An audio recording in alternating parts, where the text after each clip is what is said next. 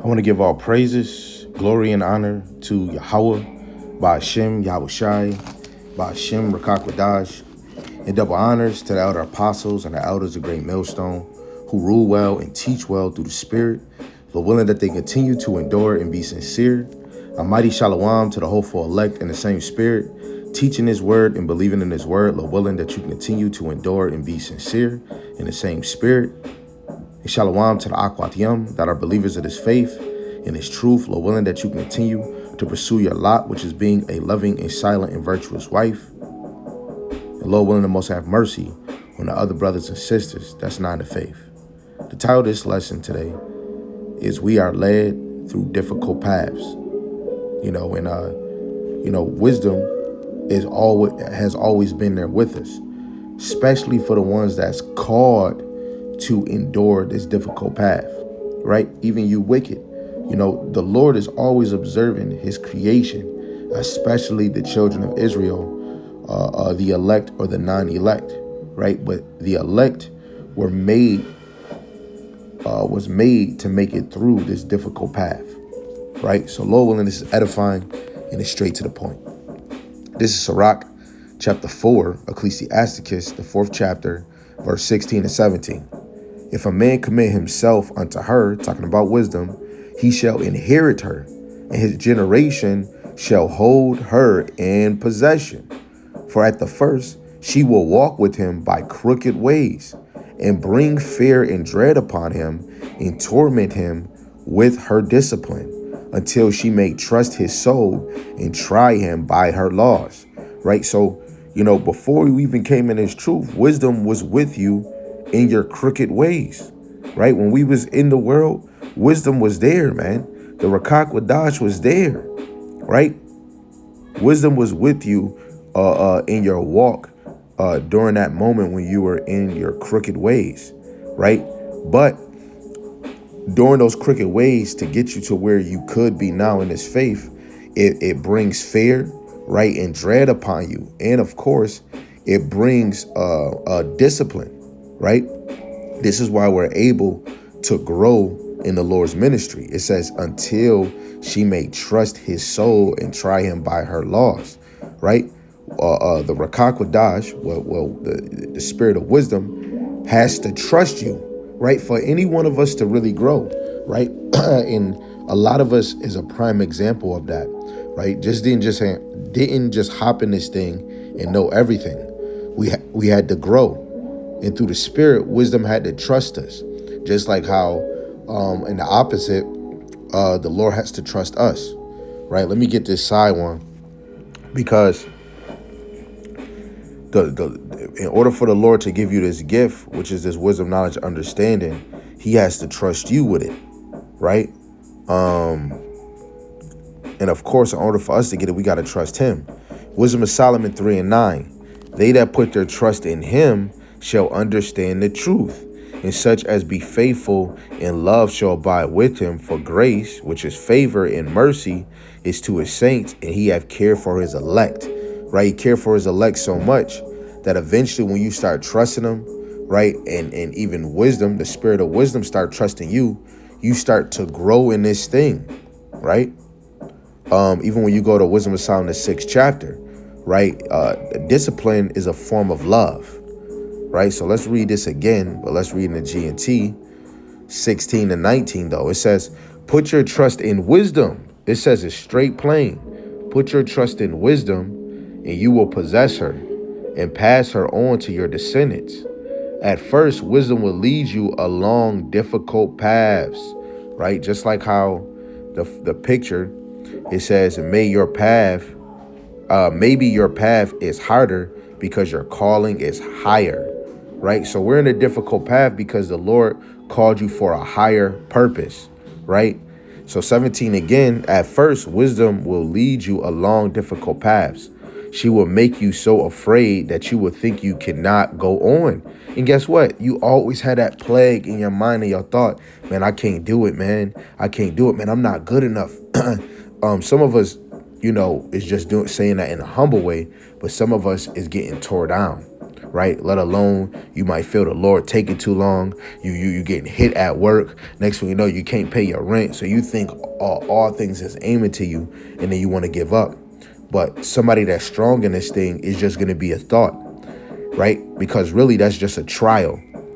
It says the discipline she demands will be tormenting, and she will put you to the test with her requirements until she trusts you completely, right? So we're in a test. This whole thing is an exam for you to get that glorified body, for us to get that kingdom. The test is us going through this suffering. First, starting with the men of the Lord that are a teacher of this thing, right? Because even in your past, the teachers were getting persecuted. They're the example of Yahushua, or the example of the men of the Lord, right? And even the other believers are going to go through the same affliction, right? Your faith, this truth is going to be tested, and it's you're gonna be tested to a level. Are you going to be able to endure the punches, right? Verse 18. Then she will come to you with no delay, reveal her secrets to you, and make you happy. But if you go astray, she will abandon you and let you go to your own ruin. Like in Hebrews 6, if you had a taste of this truth and then you go back into the world, you hanging Yahushua back over again, and then it's impossible for you to come back in this faith, right? But I'm thinking of Baruch, the 4th chapter. When you go to Baruch, the 4th chapter, in verse 28, it says, "For as your mind was, for as it was your mind to go astray from God, so being returned, seek him 10 times more." Right? Our minds, our heart went astray from Yahweh Ba'ashem Yahushai. But now that we're returning back to the Lord, we got to seek him 10 times more. Right? This becomes an actual job. Right? 19 in Sirach, the 4th chapter in the GNT. But if you go astray, she will abandon you and let you go to your ruin. Right? So this is mercy of the Lord if you find your way back in the faith of the Lord. Right? But really, us coming now, this is us returning back to the faith. Now it's different. Like, again, if you have wisdom and you astray from her, right, she's going to abandon you. So that's somebody right now in the truth and they leave it, right? It's going to abandon them. Especially say if it's somebody making a new doctrine in her, right? Wisdom is going to show that you're a damn bug out, right? That's why you have to be trustworthy, and there's not a lot of us that is trustworthy to receive that, right? So now let's go to Jeremiah chapter 1 and verse 5, because in Jeremiah 1 and 5, what was the point I wanted? Oh yeah, because it says, first she will walk with you by crooked ways. So that must mean, because all of us, when we come into this world, we don't have this knowledge, and we grow unless your mother and father is teaching you these ways. You don't know this, right? So really, through Yahweh Ba'ashem Yahushai Ba'ashem Rakakwadash, you have to be known before you were in this world, right? So Jeremiah 1 and 5. Before I formed thee in the belly, I knew thee. And before thou camest forth out of the womb, I sanctified thee and I ordained thee a prophet unto the nations. So explaining the prophets, like, because that's the best example, the teachers of this, because they give us the understanding, right? Even if I'm teaching, it's all the Lord that knew us before we were in the womb, right? Let me get this classic that I like going to in 2nd Ezra, the 9th chapter. In his verse 18 and 19, it says, "And now, when I prepared the world which was not yet made, even for them to dwell in that now live, no man spake against me." So it's really the elect, right? Because the true people that live is the ones that have the breath of life, right? The ones that have the breath of life, which Yahushua predestinate, which is the men of the Lord, the elect, 144,000, right? We didn't speak against him. We wasn't disobedient. Verse 19, it says, "For then everyone obeyed, but now the manner of them which are created in this world that is made are corrupted by a perpetual seed. and by a law which is unsearchable rid themselves. So now that we're under the sun, which is the place of judgment, where we started to become corrupt, right? We started to become corrupt. So the Lord knew us before the foundations of the heavens and the earth, especially if he just said that to Jeremiah.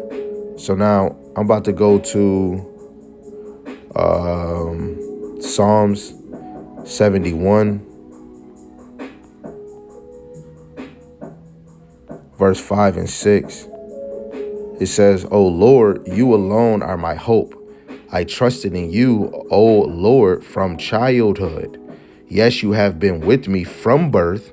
From my mother's womb, you have cared for me. No wonder I am always praising you." Right? This is a confident to know why was you always looking for the truth? Why did you always have a liking to a God and Yahushua, who the world only calls Jesus Christ? It's because the Lord knew you from your childhood. You know, this is why he's always on your lips, you know. And now even more, how I would look at it even more, say if you're not speaking on the Lord enough, you're not praising him enough, right? This wasn't given to you as a child, right? And some people don't cleave to this truth is because the thought of Yahweh Shem Yahushai is not in their hearts, right? But if Yahweh Shem Yahushai is in your hearts and in your thoughts, you were known before the foundations of the heavens and the earth that you would praise Yahweh B'Shem Yahushai. But everybody has their appointed time. Just like when we look at Paul and we look at this person and we look at that person, right? So let's go to Isaiah chapter 49, and I'm going to read verse 1, and then I'm going to drop down and read verse 5. It says, "Listen, O isles, unto me, and hearken, ye people from far. Yahweh B'Shem Shai have called me from the womb, and from the bowels of my mother have he made mention of my name." Verse 5. "And now saith Yahweh B'Shem Shai that formed me from the womb to be his servant." The servant is the apostles, the prophets, the evangelists, the teachers, and the pastors, even the bishops, "to bring Jacob again to him, though Israel be not gathered, yet shall I be glorious in the eyes of Yahweh Shem Yahushai, and my God shall be my strength."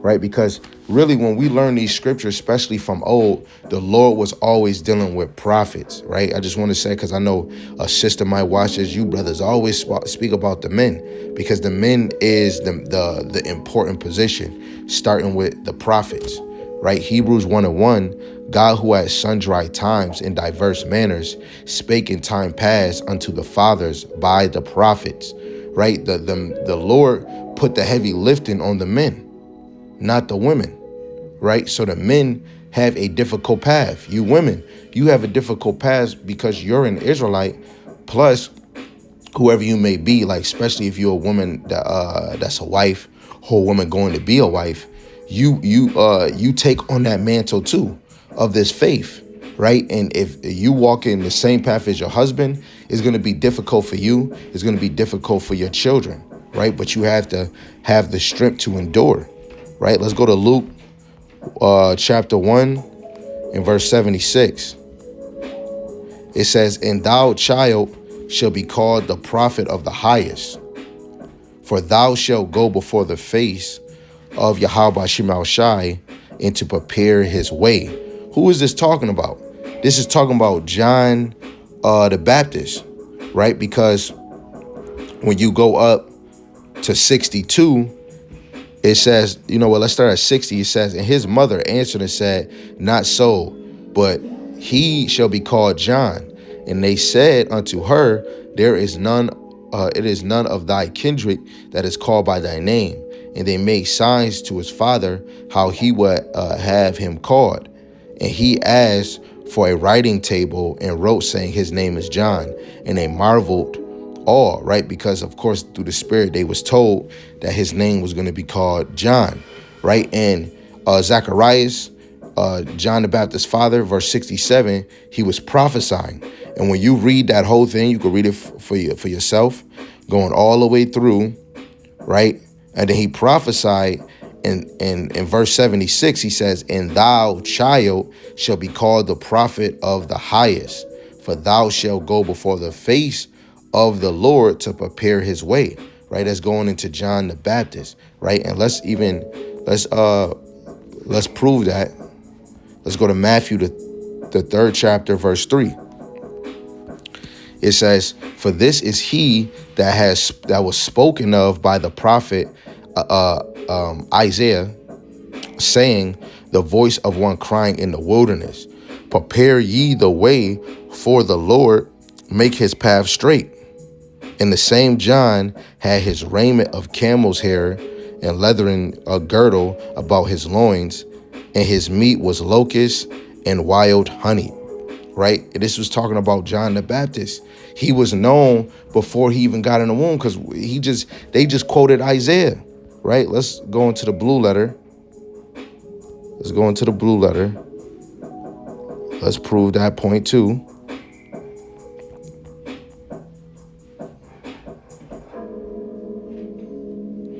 Right here, you got Isaiah 40:3, right? By the prophet Isaiah. It says, the voice of him that crieth in the wilderness, prepare ye the way of Yahweh, make straight in the desert a highway for our God, right? And they just showing you multiple examples of talking about John, right? Luke chapter 3, verse 3. And he came into the country about the Jordan, preaching the baptism of repentance for the remission of sins, right? As it is written in the book of the word of Isaiah the prophet, saying, the voice of one crying in the wilderness, prepare ye the way of the Lord, make his path straight, right? The John 1:23. He said, I am the voice of one crying in the wilderness, make straight the way for the Lord, as said the prophet Isaiah, right? This is John speaking right here, man. Right? This is John speaking. Right? The testimony of John. And this was the record of John when the Jews sent priests and Levites from Jerusalem, asked him, who art thou? And he confessed and denied not, but confessed, I am not the Hamashiach. And they asked him, what then? Art thou Elias? They talking about Elijah, because this is the example they knew about reincarnation, regeneration, right? Which, you know, your flesh die, your spirit go to the Lord, and your spirit come back into another vessel, like a baby, another vessel, right? Because we have to live out our punishment. It says, and he saith, I am not. Art thou that prophet? And he answered, no, right? Ecclesiastes chapter 1, verse 9 to 11, right? All things that was before is not in remembrance. If he did remember it, he would have said yes. But none of us can remember those things. That's why even us, we got to read these scriptures, because the Lord took all of that from everybody, you know? So again, verse 23, he said, I am the voice of one crying in the wilderness, make straight the way of the Lord, as said the prophet Isaiah, right? And so right there, even when we went to Luke 1:76, John was pointed this position even way before he was even born or thought of, because we just went to Isaiah, the 40th chapter, when it was spoken about him, right? So now let's go to Galatians. You know what? Let's go to Galatians chapter 1, verse 11 to 16, and we're going to read it in NLT. And this is Paul. And this is what it says. It says, it says Paul's message comes from a Mashiach. It says, dear brothers and sisters, I want you to understand that the gospel message I preach is not based on mere human reasoning. I received my message from no human source, and no one taught me. Instead, I received it by direct revelation from Yahushua HaMashiach through the Spirit. You know what I was like when I followed the Jewish religion, really the Jews, the Israelites religion, how I violently persecuted God's church. I did my best to destroy it. I was far ahead of my fellow Jews in my zeal for the traditions of my ancestors. But even before I was born, right? Even before, so it's two examples. This man was killing people. He was violent and persecuting the church. and he was chosen to do what he was doing before he was born, right? Right? But even before I was born, God chose me and called me by his marvelous grace, favor. Then it pleased him to reveal his son to me so that I will proclaim the good news about Yahushua to the Gentiles. When this happened, I did not rush out to consult with any human being, right? So even before he was born, and even during the time he was persecuting the church, he was called to do this. It just wasn't his time, right? That's making me think of this too, right? Because like if prophecies is not for a appointed time, the same thing for us when it comes to this truth. Is this the one I want to read?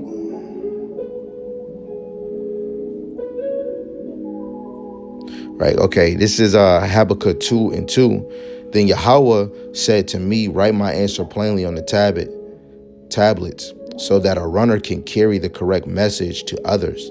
This vision is for a future time. It describes the end, and it will be fulfilled.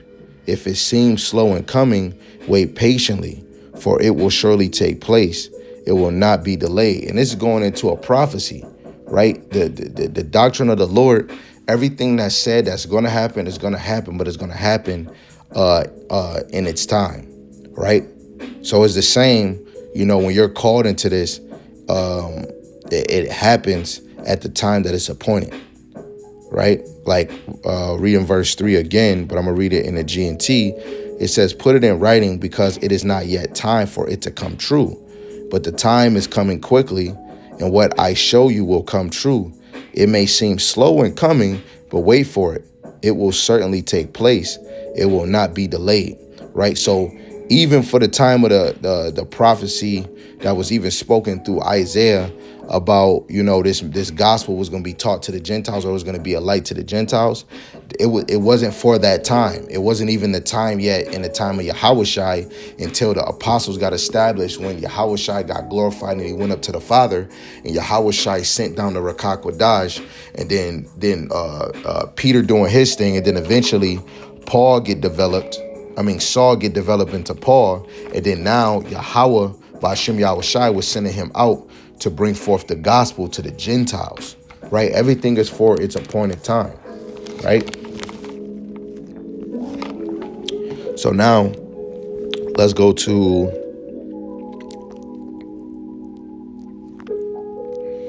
Romans, the 8th chapter, in verse 29. It says, for whom he did foreknow, he also did predestinate to be conformed to the image of his son, that he might be the firstborn among many brethren, right? So this is a beautiful example that he foreknew, especially any one of us that come in his faith, we are foreknown, right? Or even we are ordained before that time to be what the Lord called us to be, because we were predestinated. And it said to be conformed to the image of the Son. 1 John chapter 2, verse 6, it says, if ye abide in him, ye shall also walk like him, right? And that's us being a reflection of Yahushua, right? And when you say, if you was to read this in the NLT, it would say, for God knew his people in advance, and he chose them to become like his son. And that will only be the elect, right? Yahushua is the reflection of his Father, but in the flesh, right? He's the physical Godhead, and the elect is the example of Yahushua, so that his son would be the firstborn among many brethren and sisters. We are a reflection where Yahweh sent Yahushua on the earth, and Yahushua sent the elect men on the earth. Because look, if the prophets, especially, let's just make it plain, if the 144,000 wasn't on the earth, how would anybody really get this understanding, this teaching? Because the Lord been dealing with the teachers. So let's go back, and we're going to read Romans 1:1, right? It says, Paul, a servant of Yahushua HaMashiach, called to be an apostle, separated unto the gospel of God. So even before we even got to the time of Yahushua, after Yahushua, all the way in the time of Adam, the time of Moses, or the time of Noah, the time of Abraham, Isaac, and Jacob, or the time of the Babylonian Empire, the Assyrians, right? Paul was called to do this. It just wasn't his time yet. When Yahushua was on the scene, Paul was called, but it wasn't his time. When the apostles got established, it wasn't his time. He was even around when Stephen was getting stoned, right? When Stephen was getting stoned because he was actually speaking truth. Paul was the little boy that was collecting everybody robes, jackets, right? But he was called, but it wasn't his time. And that's like all of us, right? All praise to Yahweh Hashem Yahushai for that. So you got Proverbs 20:24, which is a beautiful one just for this lesson. Man's going are of the Lord. How can a man then understand his own way? Right? If wisdom is going to walk with you by your crooked ways, bring fear and dread upon you, and torment you with her discipline until she trusts you, and then try him by giving you her laws, and then you actually got it, you actually grown in this thing, is because you were foreknown that you were going to endure these things, and you were going to be in the hands of the Lord on the right hand side. Because if you're foreknown, if you are of the elect, you were known by Yahushua that you are a brother, sister of Yahweh B'Shem of Hamashiach Yahushai, Salaki. Mark 3:35. For whosoever shall do the will of God, the same is my brother and my sister and mother, right? And that goes by the trials that you take, in this path, like it says right here, family trials. The trials that we all take throughout all our history, but in your time right now, you're going through a trial to come towards the Lord. This is a trial, right? So let's get another one just for that point that that she'll walk with you during your crooked ways. And if Paul was persecuting the church, wisdom was there, man. It just wasn't his time to be in this thing. Right? And then he really got tripped up when the Lord blinded him, right? But the Lord was with him that whole time when he was doing what he was doing, right? The Lord eyes is watching everybody's movements, literally, right? This is Wisdom of Solomon, chapter 7, verse 24-27. It says, "For wisdom is more moving than any motion. She passes and goeth through all things by reason of her pureness," right? Because you have to have a pure soul. And say eventually you come in this thing and you're sure and the Lord is feeding you 100% truth, is because before you were formed in the womb, you were already marked to be a pure vessel, right? That's why, Salaki, in the eyes of the Lord, the elect don't sin in the eyes of the Lord. It says, "For she is the breath of the power of God, and a pure influence flowing from the glory of the Almighty. Therefore can no defiled thing fall into her," right? So the ones that really don't make it through this thing or get a hold of this wisdom, knowledge, understanding, right? It's all because you're a defiled vessel, which is really the 2/3. But if we uphold this thing and you constantly trying, you constantly growing, you taking accountability, right? Wisdom is dealing with you, right? Verse 26, "For she is the brightness of the everlasting light, the unspotted mirror of the power of God in the image of his goodness," right? What we just read in Romans 8 and 9, he chose them to become like his son or become the image of Yahushai, right? And that's what it is when you look like an unspotted mirror of the power of God and the image of his goodness. That goodness is Yahushai. We're a reflection of Yahushai through the Spirit. Verse 27, "And being but one, she can do all things. And remaining in herself, she makes all things new," right? Make you afresh, right? This is where you get that born again. It says, "And in all ages entering into holy souls." If you're new before, right? If Paul came in this thing, he was known before that he was going to be a holy vessel to move out the Lord's commands, right? It says she makes them friends of God and prophets, right? And what did Yahushua say in St. John the 15th chapter, right? Make you friends of God or a prophet. St. John 15 and I believe it's 13. I'll read 12. It says, and this is my commandment, that ye love one another as I have loved you. Greater love have no man than this, that a man lay down his life for his friends. Ye are my friends if ye do whatsoever I command you. Right? You want to be friends of Yahweh Ba'ashem Yahushai, man. Right? Because really he laid himself down for his friends. And then you have what it's saying in Proverbs, you have a friend that stick closer than a brother. So literally, a lot of us became family with Yahushai, right? Because he said, whoever do the will of God, whoever do the will of my Father is my brother, mother, and sister, right?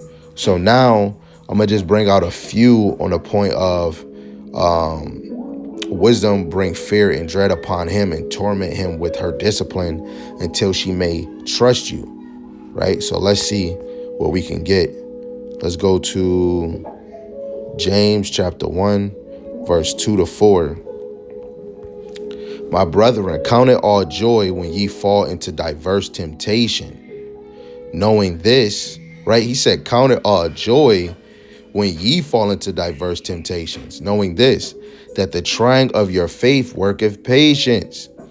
And let patience have a perfect work, that ye may be perfect and entire, wanting nothing, right? You have to, you're going to be tried, right? Because if you're falling into diverse temptation, right, and you're still strong in this faith, right, that's you being tried, man, right? But you're building a discipline, because to be patient, you're being occupied, right? You're being you're being a busybody for the Lord, not a busybody in the world, but a busybody for the Lord. Trying to know this, dive in this, understand this. You even trying to hear the men of the Lord teach, right? Mary and Martha, right? Mary was an example even for women, but even for men, where she was learning at the feet of Yahushai. And this is the example. Like, even though I might be teaching, I might do this, it's a lot of times where I'm not doing a video and I'm watching brothers teach. Right? It could be a lesson I already did, or I already heard, or a lesson I didn't hear, or a breakdown I fully don't understand, just to sharpen my memory, just to sharpen my faith, right? Because sometimes I might watch a video and I don't hurry up and take notes because I want to hear the person teach. Because sometimes, us being in the flesh, you'll even contradict what's, oh man, that's not true. Oh man, this man bugging. Why he's saying this? But it's sometimes where you're so into the word coming out, somebody can say something, the first word, the first precepts, you're like, hold on, I ain't bring that out before. You pause the video and you go read it, right?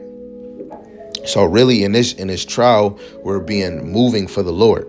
So this is Proverbs 17:3. The fine pot is for silver and the furnace for gold, but Yahweh Ba'ashem Yahushai trieth the hearts.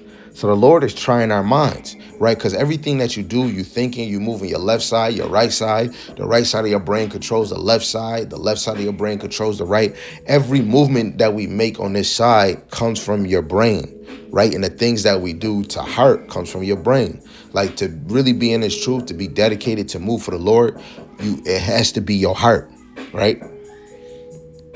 That's why Jeremiah 17:4, the Lord search the heart, he tries the reins, and he give every man according to his ways. How you move, it has to happen in your heart first, right? The same where it says in 1 Samuel, the 16th chapter, verse 7, he's not looking at the outer countenance, he's looking at the heart, because that's where your movement, that's where your thought come at. That's where, hey, this is what you're going to do, right? None of us, I wasn't thinking. Sometimes you do something without thinking, but really you did think. Maybe it didn't process. Maybe you might think it, you just did it. But in order to make moves, in order to speak and say something, it always comes to your mind, right? Say if I'm not thinking and I just say anything, it could be something that was already on my head. It's the mind is a muscle, right? And all your thinking, all your thoughts, all your memory, really all your data is in your brain, right? In your heart. Salaki, Denver just got a little scientific. This is St. John chapter 4, verse 24. I'll read 23 and 24. It says, but the hour cometh, and now is, when the true worshipers shall worship the Father in spirit and in truth, for the Father seeketh such to worship him.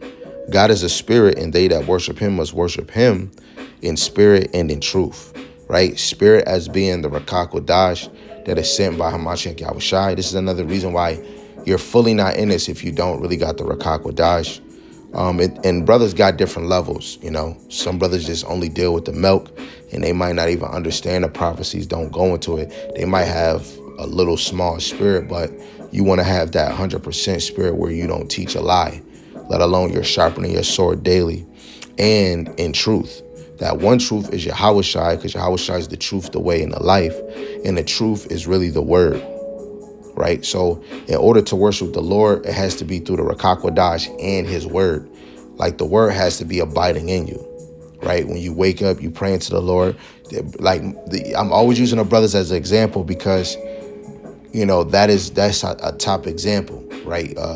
A brother get up, he pray to the Lord. He might eat him a sandwich, maybe some cereal, whatever, and watching a video. Hold on, I got to do this lesson, right?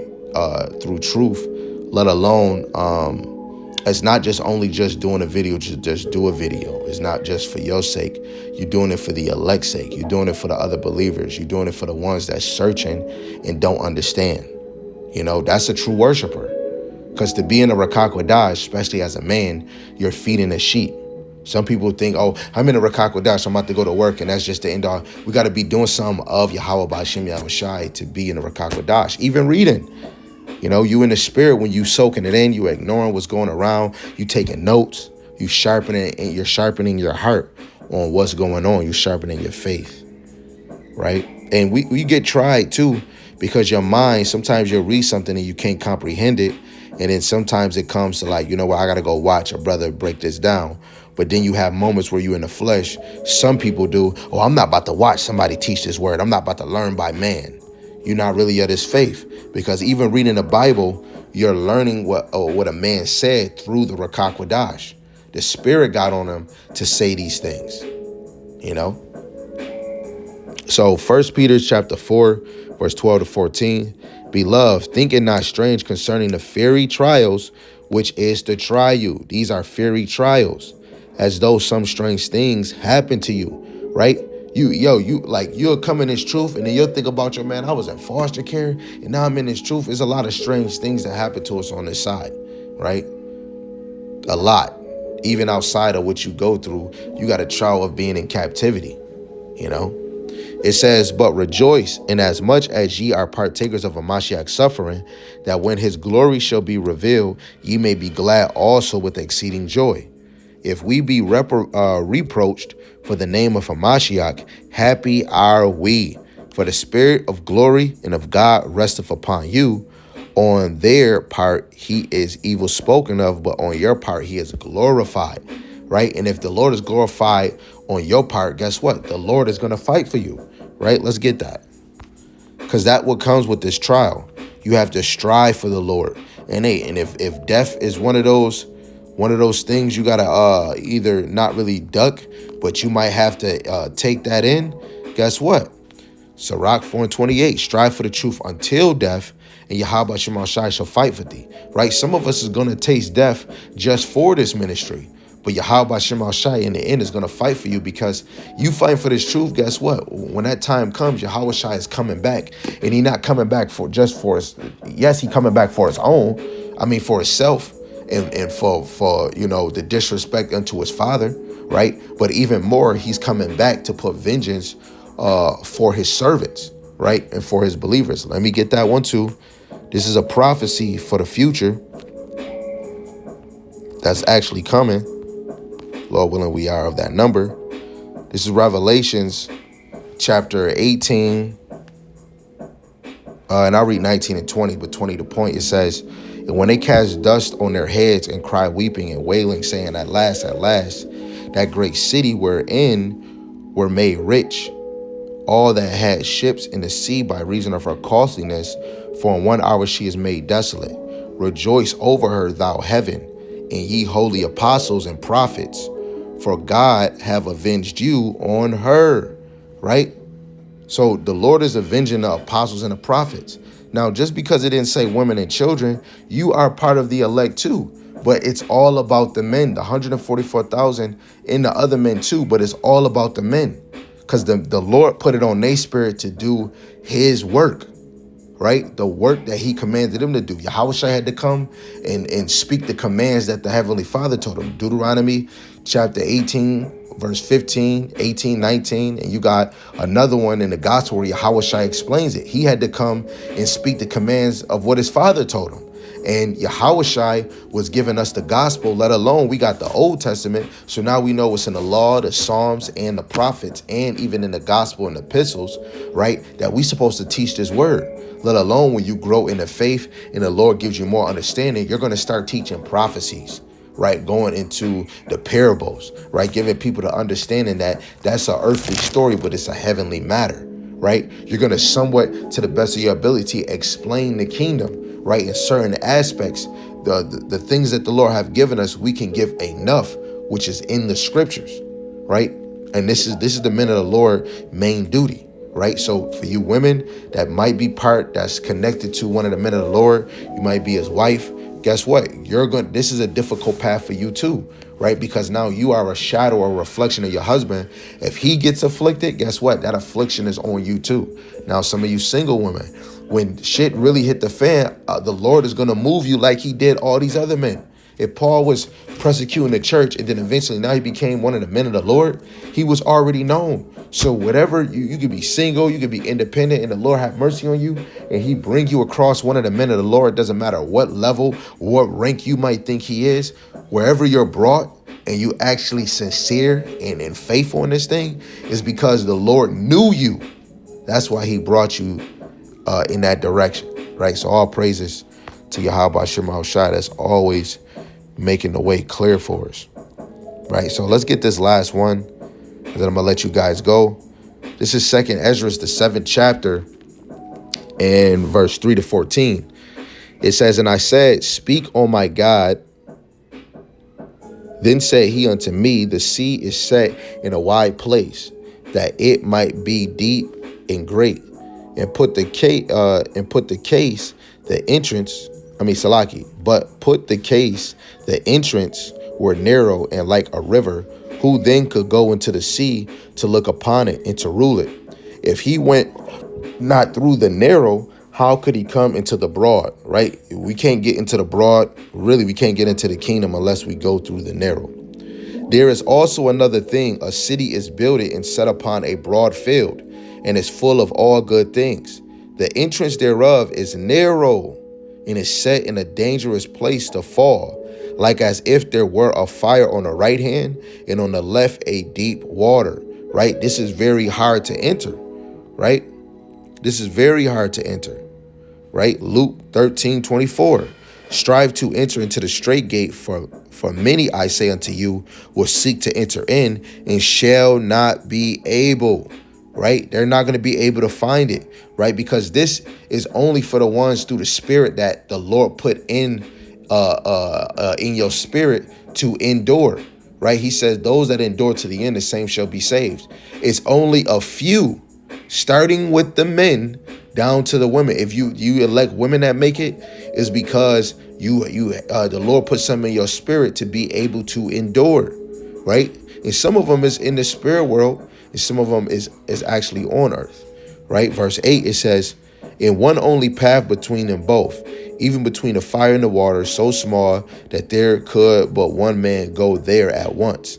If this city now were given into a man for inheritance, if he never shall pass the danger set before it, how shall he receive this inheritance?"